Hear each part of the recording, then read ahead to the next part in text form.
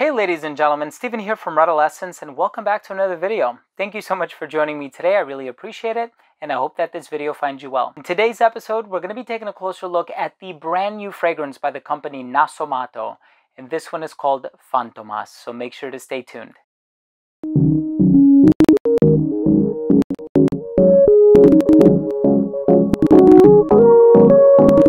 Now, before I begin my fragrance review of Fantomas by Nasomatto, I do want to mention that if you are a fan of fragrance-related content, if you like fragrance reviews just like these, but also top 10 videos, giveaways, unboxings, special guests, and pretty much anything having to do with fragrances, please do consider supporting this channel by subscribing to it. All you have to do is click on that red button in the corner. And of course, while you're at it, please be sure to enable notifications by clicking on the bell. Make sure to enable all notifications. This way, whenever I do put out these videos, they will get delivered straight to your feed. Now, it goes without saying that I am a huge fan of Nasomatto. I love the work of perfumer Alessandro Gottieri, whether we're talking about this project or Orto Parisi, which is another sister company, if you will. And I own everything from Duro to Pardon, Black Afghano, Hindu Grass, Narcotic Venus, Blamage. I pretty much own them all. I think I have everything except for Nuda and China White. So I pretty much have every Nasomatto fragrance, and I love the uniqueness, the creativity, the originality, and I think we see that with fragrances like Black Afghano and Baraonda, they certainly have inspired a lot of other people to create their own version of these iconic fragrances. So it just goes to show you that an indie perfumer can put out some game-changing compositions, and I think Fantomas is no exception. I definitely want to take a moment to read the brief that is found on the back of the box, which I purchased from a company in Italy, and it took about 2.5 to 3 weeks to get here, but I totally understand. I'm a very patient person. So it says, the fragrance is an elusive hint towards the transgressive act that has been carried out with an ease of refined precision. So it sounds like a very well calculated crime, and it's named after an iconic French villain, and this is such a cool concept. Of course, you think of phantom, you think of ghost, apparition, poltergeist, so somebody being present and somebody doing things in a very sort of surreptitious, covert, and clandestine manner, and being able to get away with executing the perfect crime. This is such a cool concept, and I love everything, the execution, the packaging, which I can't wait to show you in more detail. Something really cool being done with the sleeve here. Awesome fragrance. I'm excited to tell you about the smell. Let's take a look at the bottle in the box. So here we have the box for Fantomas by Nasomatto. As you can tell, it has this sleeve on it that disguises the yellow portion which is found on the box. So as you see here, it's a hand reaching for a bottle that is being held by another hand. But once you put the sleeve on it, the yellow portion completely disappears, and all you see is the name of the fragrance and the bottle towards the bottom here.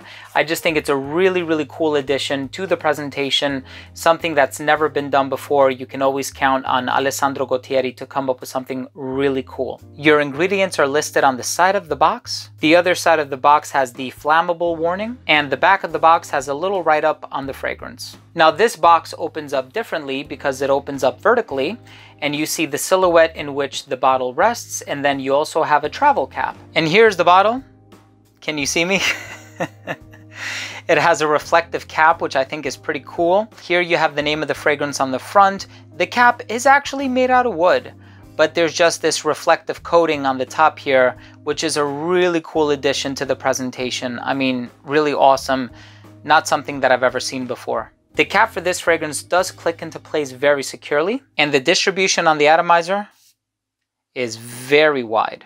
Let's continue with the smell. So there is one thing that has applied to every single Nasomatto fragrance that I have ever smelled, and like I said, I own all but 2. Every single one of them has a certain wow factor. Remember what it was like when you smelled Black Afghano for the first time? Remember smelling Baraonda for the first time? Remember smelling nudiflorum for the first time? You just put your nose on it and you're so entranced by it, you're so captivated, you're so taken aback by the smell of it. And that's exactly what is going on in this fragrance. I smell it for the first time and it sort of jars you, right? It shakes you up, and I love that feeling. I love that sensation of putting my nose on something that is not this overdone, overused accord in perfumes. And it's something new, right? It's not reinventing the wheel per se, but it's showing you a new way to drive the car. And I think that that's the most exciting thing about Nasomatto fragrances. So what exactly does this fragrance smell like? Because we really don't have a note breakdown, right? This fragrance opens up with this sort of metallic, smoky vibe. Now, when you think of smoke, you think of birch. Don't get that here. You also might be thinking of maybe some woodsy elements. Don't get that. You might be thinking of cade. Don't get that. You might be thinking of cannabis, just like black Afghano. I don't get that either. There's an ingredient in here that is also found in duro. I will say that because for a split second, it reminded me of duro. Maybe like an oudi quality in the base, something giving off a sharpness in the opening. And I definitely feel like it goes hand in hand with that sort of foggy and hazy metallic smoke that's going on in the opening, which is so cool because it perfectly aligns with the narrative. And I'm sure in some way, the narrative and the story of this perfume has woven itself into my subconscious. But you know what? I love it because it really helps to paint a coherent and vivid picture of what this fragrance is all about. So the way that I would describe the way that it smells to me is, so I play the guitar. I've been playing guitar since I was about 13 years old, and I played in many bands here in New Jersey. And we played, my friends and I, we would play a lot of bars and clubs and, you know, random venues. And we had a fog machine. And I remember, you know, being in my basement when we used to have band practice and turning on that fog machine, and it would become so overwhelming because I kid you not, the dimensions of that room, they, you know, were tiny. And so it took all of 2 minutes for it to completely enshroud us. And that's exactly what I'm smelling here. There's something about this fragrance where it doesn't caress your olfactory receptors, but it grinds against them, but not in a very abrasive way, in a way that just serves to wake you up, right? And that's exactly what's going on here. I know that I would be stunned. I would be taken aback if I were walking down the street and the person in front of me were wearing this. I'd be so curious to find out what they're wearing. I would be so enamored by the smell and so intrigued by the smell. And it's really having that effect on me even now as I speak. There's a fruity component in here. I don't know if it's cantaloupe or some kind of a melon thing going on in here. And I saw a lot of people online on Fragrantica, to be more specific, comparing this to Amongst Waves by Gallagher Fragrances. And I can kind of see where they're coming from. I feel like Amongst Waves is so strong in that fruity vibe that it kind of smells like kind of smells like bubble gum or chewing gum, kind of smells like a candy.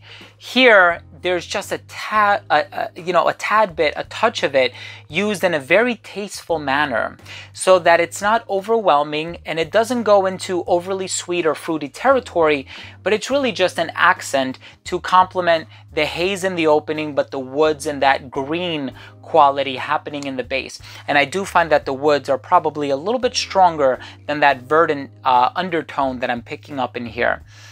And in terms of that woody quality, I think it's more oud than anything else. And the only reason I'm saying that is because there's something about this fragrance that reminds me of duro. And with duro, you know, it's the spices and the leather and the oud. And of course, leather is, you know, there's no such thing as leather. It's an accord, right? Because you can't, you know, extract, you know, any sort of aroma from leather as a raw material. But I get something in here that's spicy, I get something in here that's woody, and I would probably say that that woodsy element is probably created on account of agarwood, some variety or some form of agarwood. But the melon that's in here really sweetens it up, and that metallic, smoky, hazy quality in the opening is just the perfect introduction to the fragrance to really give it that wow factor that really puts a stamp on the fragrance and lets it known to us that it is that Nasomatto DNA that we are in fact experiencing. Let's go ahead and finish things off with my overall assessment. So first up, in terms of the uniqueness and the overall smell, you will never find a Nasomatto fragrance that is not unique. I think Alessandro Gottieri really knows his stuff. He knows his craft. He is a very imaginative, very creative person. And every time he expresses himself in an olfactory way, you can guarantee that the fragrance will smell 100% unique. And this fragrance is no exception. The overall smell, like I said, it's a little quirky, as are all Nasomatto fragrances.